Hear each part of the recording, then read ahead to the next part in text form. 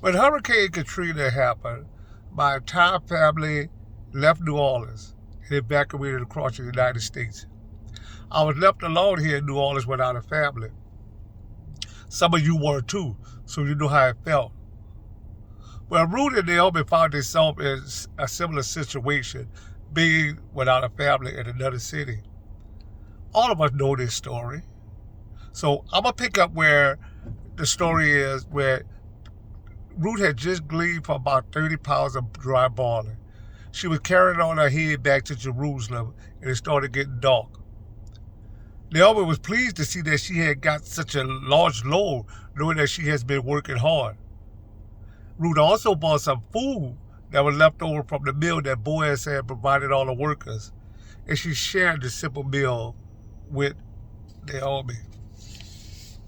Now the two of them started talking, and Ruth told Naomi about the kindness of Boaz. Naomi was moved that someone has taken a notice of the young widow and treated her kindly. She replied, "Blessed be Jehovah, who have not left off his loving kindness towards the living and the dead." She saw that the kindness of Boaz was coming from Jehovah, and it moved her servant to be generous and promise a reward for his people for showing kindness. Now, Naomi noted that Jehovah showed kindness not just for the living, but also for the dead. Naomi lost both her sons and her husband, and Ruth also lost her husband. So surely these three men meant a lot to both women.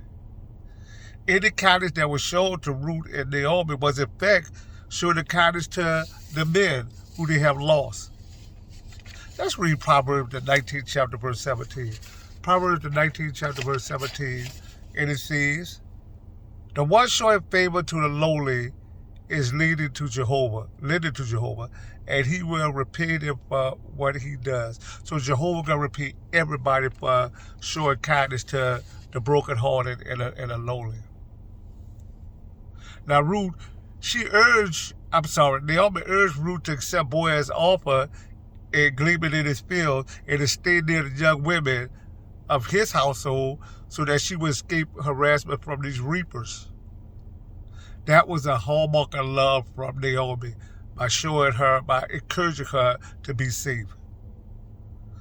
Now, Ruth's example may move us to ask ourselves whether we honor the bonds of family, loyally supporting our loved ones, offering them help when they need it. Jehovah never failed to notice loyal love. Now, was Ruth and Naomi someone less than a family because it was just them two? Some may assume that there might be someone to fill each role: a husband, a wife, a daughter, a grandparent, but to be a real family. But the example set by Ruth and Naomi reminds us that servants of Jehovah can open their heart even with the smallest family. They can show warmth, loveness, and kindness. Do we appreciate the family we have?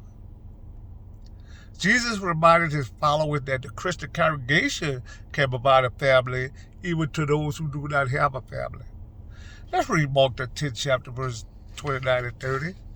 Mark the 10th chapter verse 29 and 30, and it says, "Jesus said, truly I say to you, no man has left house, or brother, or sister, or mother, or family, or children, or field, for my sake and for the sake of the good news, and will not get 100 times more in this period of time: house, brothers, sisters, mother, children, and field, with persecution, and in the coming system of things, everlasting life." So if we lose family, our Christian congregation can have 100 times more. So if we look around the congregation, we see all of us are family. I look at the Hardys as my brother, my mother and father. I look at Brother Raymond as my older uncle. I look at Brother Washington as my big brothers. Brother Converse, I look at me as my little brother, little Greg. Sister Ernest Walker, I look at her as my grandmother. Sister Karen Bowers, she's my older sister. And all these kids that's running around here, I look at them as my nieces and nephews. And the rest of the congregation, I look at y'all as my extended family. So I'm pretty sure the rest of y'all feel the same. We all are family.